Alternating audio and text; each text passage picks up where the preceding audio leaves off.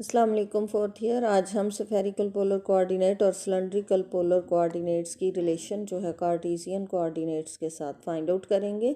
यहाँ पे हमारा पॉइंट पी जो है ये स्पेस के अंदर है, therefore coordinates of P R X Y Z.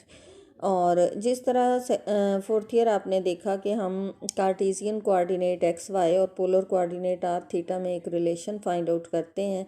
Plane के अंदर कोई पॉइंट पी एक्स वाई लेते हैं, वहाँ से परपेंडिकुलर ड्रा करते हैं, एक्स एक्सिस पे राइट एंगल ट्रायंगल बन जाती है। फिर हम X equal to R cos theta और Y equal to R sine theta वहाँ से रिलेशन फाइंड आउट करते हैं। बिल्कुल ऐसे ही यहाँ हम पॉइंट पी से परपेंडिकुलर ड्रा करेंगे जो कि एक्स वाई प्लेन के अंदर मीट करता है क्यू पॉइंट पे। और ओ क्यू और ओ पी, जब हम इन दोनों पॉइंट्स को पी और क्यू को ओ से मिलाएंगे, हमारे पास से ओ पी एक वेक्टर आएगा जिसकी लेंथ रो है और ओ क्यू की लेंथ आर है। ठीक है, O Q is making angle theta along X axis, क्योंकि ये एक्स वाई प्लेन के अंदर है। ओ पी स्पेस में है and it is making angle phi along Z axis. तो अब हमारे पास अगर आप देखें एंगल क्यू ओ पी की वैल्यू क्या होगी, इसकी वैल्यू क्यू ओ पी की वैल्यू इसकी वैल्यू क्या होगी। हम जानते हैं कि O Q X Y plane में है और ये जेड एक्सिस में है, तो इन दोनों के दरमियान ये जो टोटल एंगल है between O Q and Z it is 90। ये कितना है, ये 90 है ओ क्यू और जेड एक्सिस के दरमियान। आप एक्स वाई प्लेन में कोई भी लाइन लगाएं जेड एक्सिस के साथ, उसका एंगल 90 का होगा, क्योंकि एक्स वाई प्लेन पूरे का पूरा जो है और जेड एक्सिस उस पर 90 का एंगल बनाता है। तो ये एंगल चूँकि फ़ाई था, ये टोटल 90 है, तो angle Q O P will be equal to 90 minus phi. ये एंगल 90 माइनस फाई आएगा। ओ क्यू पी जो है ये एक राइट एंगल ट्रायंगल है, जिसमें हमारे पास जो एंगल ओ क्यू पी यानी ये वाला एंगल है इस कॉर्नर पे, ये 90 का है और ये एंगल जो है ये 90 माइनस फाई है। तो अब एक ऐसी राइट एंगल ट्रायंगल है हमारे पास ओ क्यू पी, जिसकी बेस ओ क्यू है, जिसका हाइपोटेनस ओ पी है, जिसकी लेंथ रो है और इसका परपेंडिकुलर क्यू पी है।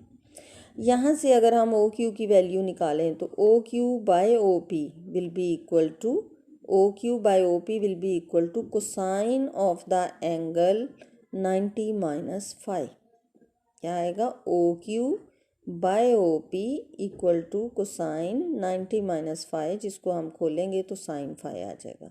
और यूँ हमारे पास O Q will be equal to O P sine phi. O P चूँकि रो के इक्वल है, इसलिए ओ क्यू की वैल्यू हमारे पास आएगी rho sine phi. O Q को अगर हम आर कह दें तो हमारे पास वैल्यू आएगी R equal to rho sine phi. Important relation है, R equal to rho sine phi, याद रखें। O Q equal to rho sine phi, ये आर नहीं है, यहाँ पे रो है, रो साइन।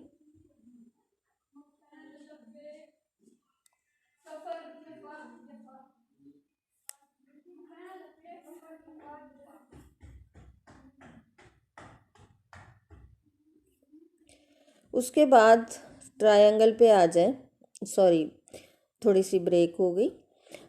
ये जो हमारी एक यहाँ पे आ जाएं आप, एक्स एक्सिस के ऊपर ओ एक्स लाइन है, ओ क्यू लाइन है। अब अगर हम क्यू से परपेंडिकुलर एक्स एक्सिस पे ड्रा करें तो ओ एक्स क्यू जो है ये भी एक राइट एंगल ट्रायंगल है, जिसमें ओ एक्स बेस होगी, एक्स क्यू परपेंडिकुलर होगा और एंगल थीटा होगा यहाँ पे ओरिजिन के ऊपर।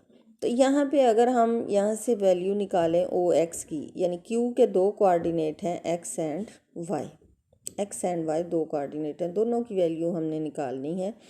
तो O X by O Q क्या होगा, कोसाइन थीटा। ठीक है, और ओ एक्स की वैल्यू आएगी ओ क्यू कोसाइन थीटा।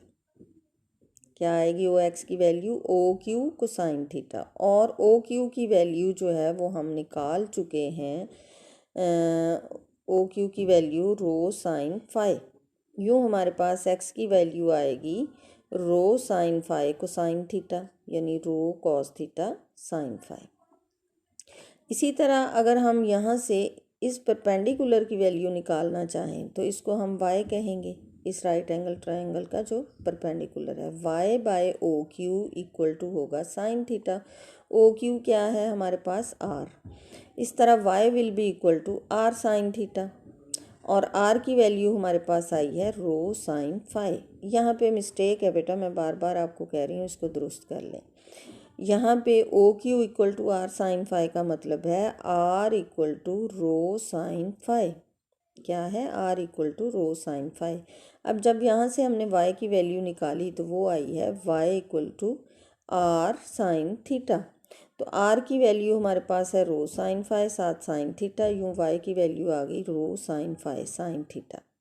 इसी तरह यहाँ से अगर हम z बाय रो निकालें तो that will be equal to rho cos phi. यहाँ से परपेंडिकुलर ड्रा करें, ये राइट एंगल ट्रायंगल बन जाएगी जिसकी बेस बाय हाइपोटेनस होगा कोसाइन ऑफ दिस एंगल। तो z by rho equal to cosine phi, therefore we will get z equal to rho cosine phi. और ये जो यहाँ पे z की वैल्यू है वो यहाँ से भी निकल सकती है। पी क्यू मॉड जो है ये एक्चुअली z है, ये भी एक राइट एंगल ट्रायंगल है।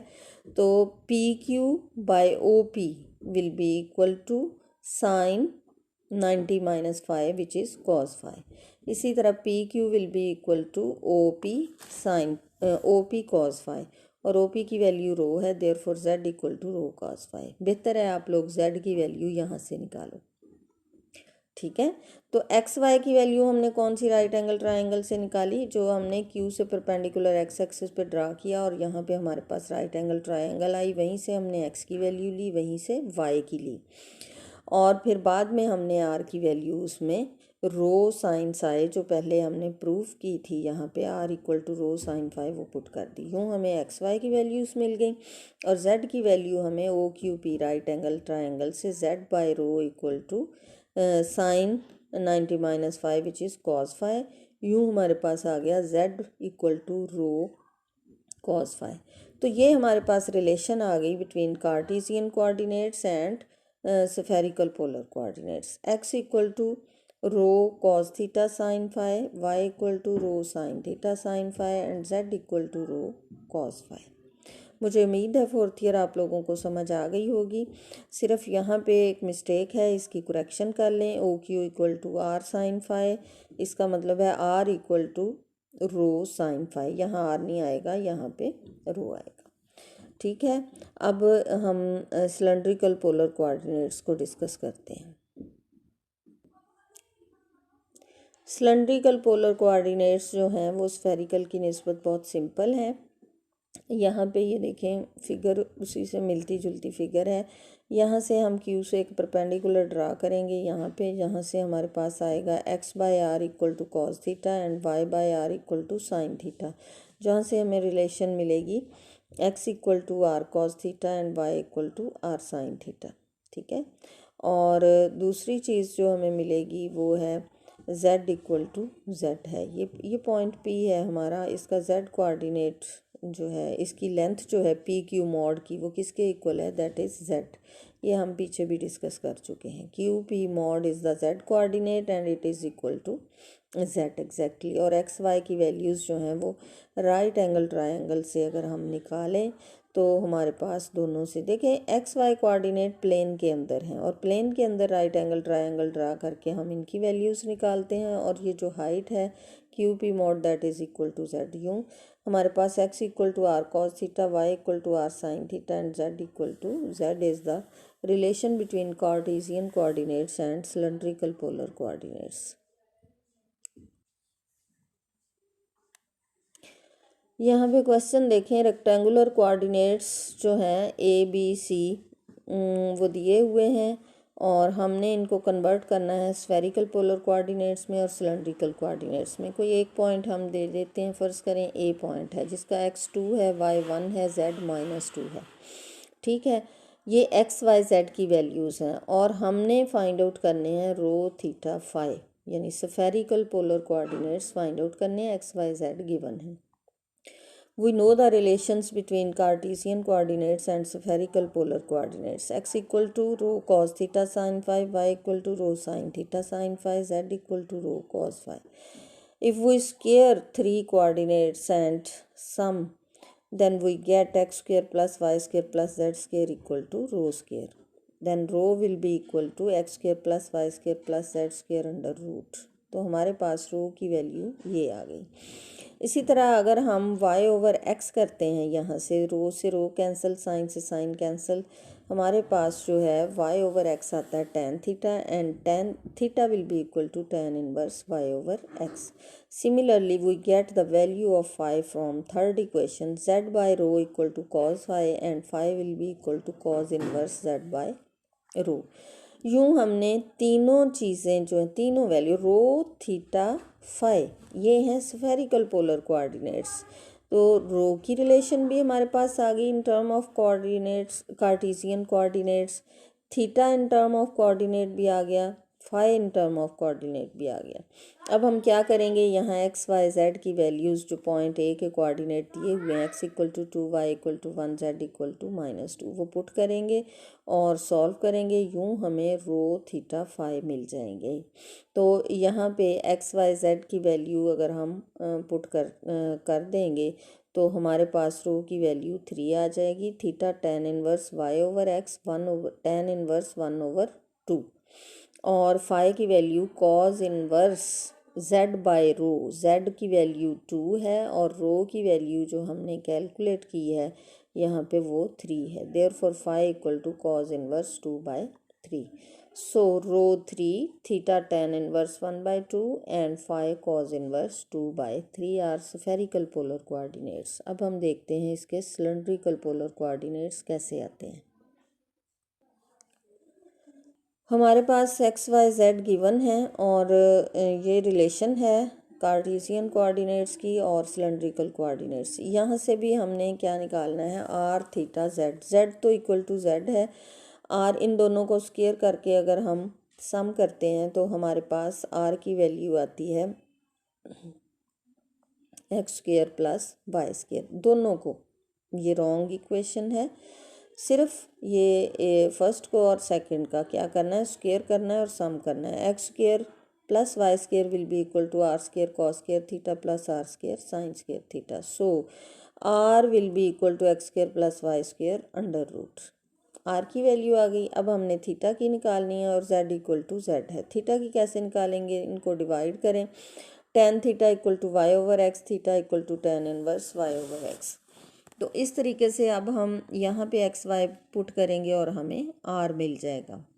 ये देखें, r equal to 2 square plus 1 square, हमारे कोऑर्डिनेट थे 2 -1, हाँ जी 2 1 -2।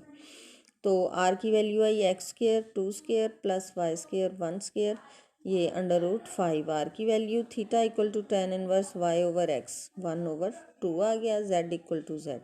तो ये हैं हमारे सिलेंड्रिकल पोलर कोऑर्डिनेट्स। मुझे उम्मीद है आप लोगों को समझ आ गई होगी और आप लोग बाकी क्वेश्चन जो हैं खुद से हल कर लोगे। अल्लाह हाफिज़।